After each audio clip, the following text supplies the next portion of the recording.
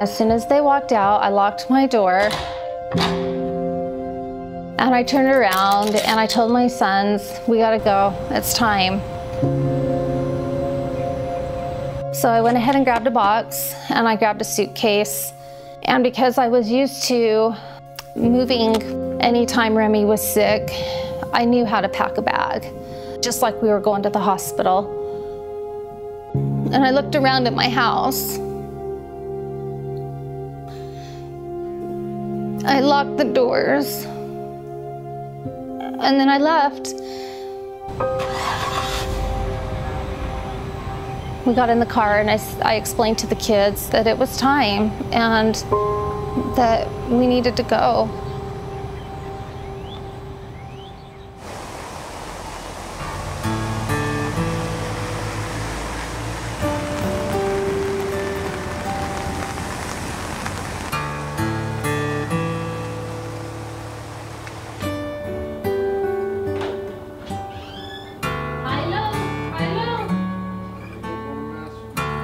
You're doing a good job.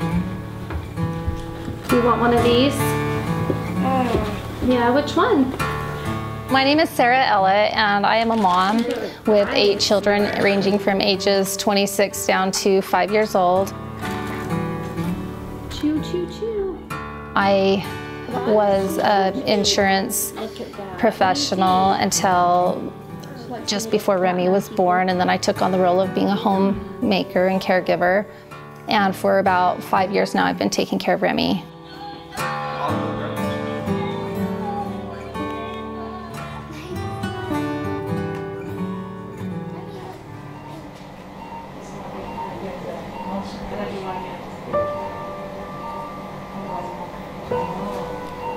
The day that Remi was born was a pretty big day.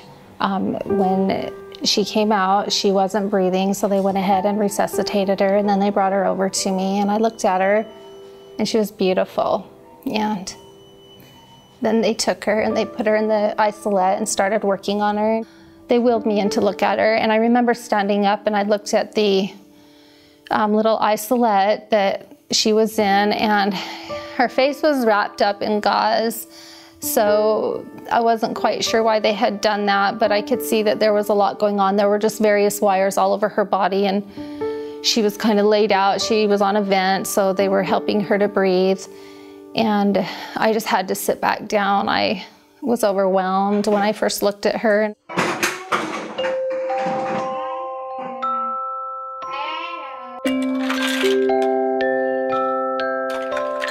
Remi was born with several midline defects, beginning with the cleft lip and palate, which has been repaired.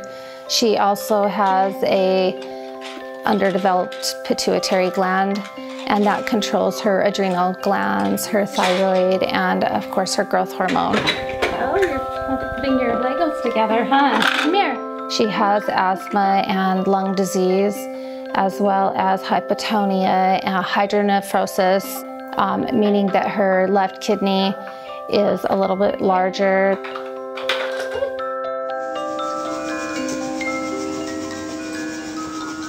Something that we've been working on quite a bit with her, just to go ahead and keep her stress down throughout her whole entire life. That's been probably the biggest challenge. Surrounded by toys. So if she were to fall down, if she were to get sick, she could end up in the hospital. She's actually ended up in the hospital and totally flatlined because of stress.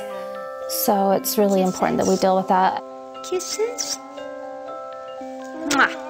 Yes, I know.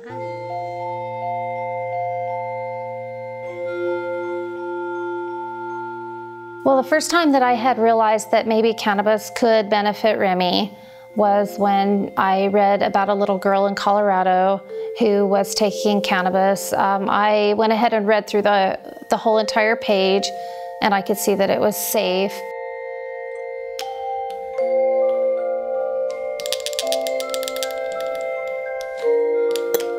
And so I waited until she was completely level, and then I went ahead and gave her the smallest drop possible just to see how she would react. I didn't see her react even in the slightest. I didn't see any kind of reaction, so I increased and gave her a little bit more. the more that I gave her, the more that I saw that she didn't do the things that she did before, such as throwing up. So the next day, I went ahead and tried it again before she woke up. And I noticed when she woke up that she didn't vomit, she didn't have the coughing, she didn't have the struggling. She just woke up, and it was pretty amazing that she could just wake up and look up at me and smile. And I just kept giving it to her. I couldn't stop. And then the medicine, I call it medicine, but the cannabis, it ran out. And I knew that she needed it. So I went ahead and made the decision that we were going to continue our cannabis journey.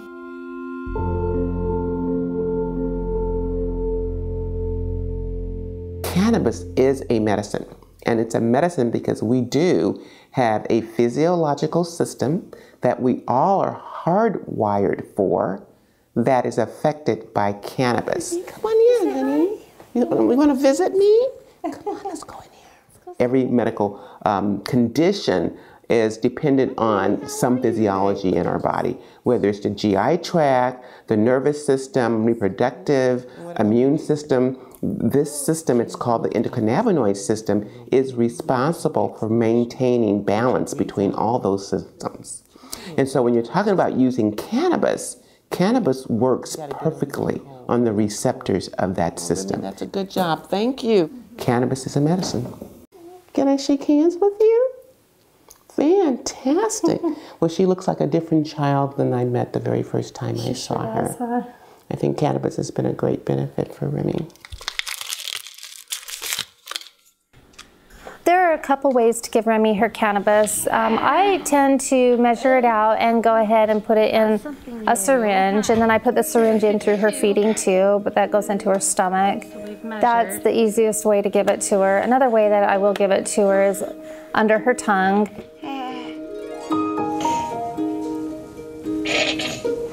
A couple weeks into it, we noticed that Remi was starting to move around a little bit more. I caught her in the living room taking steps. About a week later, we found her walking. She took 25 steps. She has a surprise for you. I noticed that her pain had decreased so much. I don't know if that's what contributed to her walking, but I did notice that she started walking immediately. She loved food, but she really couldn't handle it enough to swallow it. So it was interesting to start feeding her and seeing her chew the food. And the very first experience was fettuccine. We were all eating fettuccine, and her plate was full. And we just started to eat our fettuccine. And I turned around and I looked, and her plate was empty. I looked down on the floor, and there was no fettuccine. And I looked at her again, and I had realized that she had ate the whole plate of fettuccine that I had given her.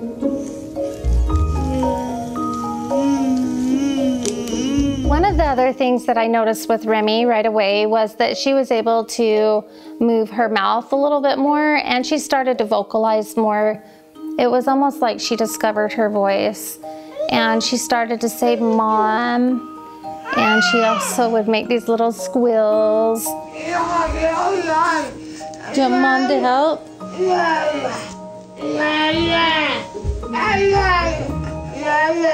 She would do these little sounds, and she just started vocalizing. She wasn't so quiet anymore, and it was really fun to see her interact with us. Hi there. It was really clear that she understood that she had a voice at that point, and that was wonderful to see, and to actually realize that she would indeed one day be able to tell us how she felt about anything. You liked him, didn't you?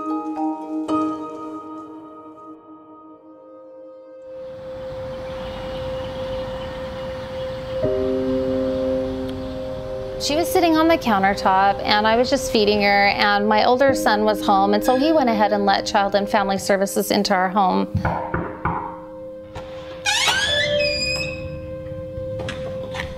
I felt that if they were going to be there, I might as well show them what cannabis does for her. So I went ahead and just continued to feed her.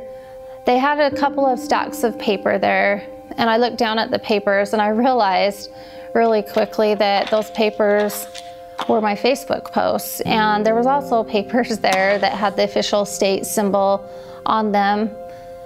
One of them introduced himself as the supervisor for the entire region. And I knew that was pretty serious, that they had a supervisor there. And I called my lawyer, and with him on the phone, I just went ahead and told the caseworkers that I needed to go ahead and ask them to leave. The kids were ready to go. They knew what cannabis had done for our family. They knew, and we all believed in cannabis at this point. There was no doubt, and we knew what we needed to do, so we left, and we left as a family. And it was the hardest thing to do, to leave the place that I grew up, to leave the place that my children called home. We didn't know where we were gonna end up, and we didn't know how it was gonna end up. But we knew that we needed to do it.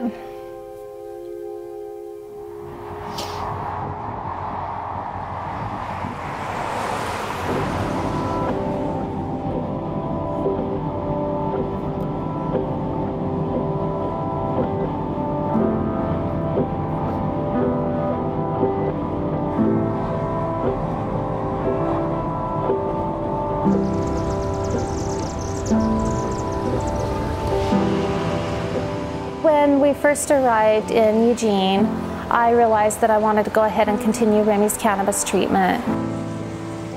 I wasn't sure where to go, so I started asking around.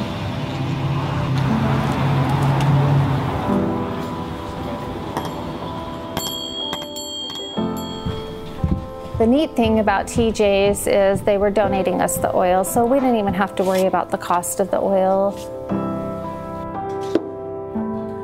We provide no cost or super low cost cannabis oil to any child in need.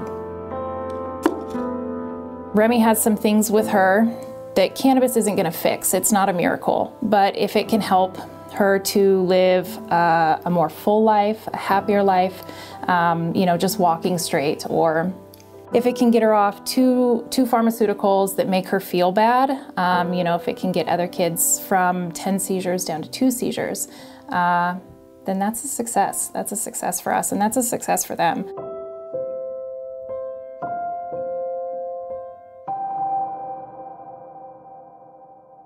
I went ahead and found a pediatrician that I felt had good qualifications. One day he suggested that I go ahead and stop the cannabis. He just felt Remi was doing really well and that possibly she had already healed with her condition. So I went ahead and agreed that I would stop giving her cannabis. It wasn't very long, probably about a week, before Remi ended up with congestion. She started having spasms again. She would have these sudden moments in the middle of the night where she could not breathe. It's like a severe asthma attack. It hurts. When that happens, it's painful, and her lungs start spasming, and she can't breathe in and breathe out in a regular pattern. I have you. And the reason that I videotaped that was not to upset anybody. It was more to show that this is what indeed does happen to her when she doesn't have her cannabis. I want people to know what it looks like, what pain when you breathe looks like.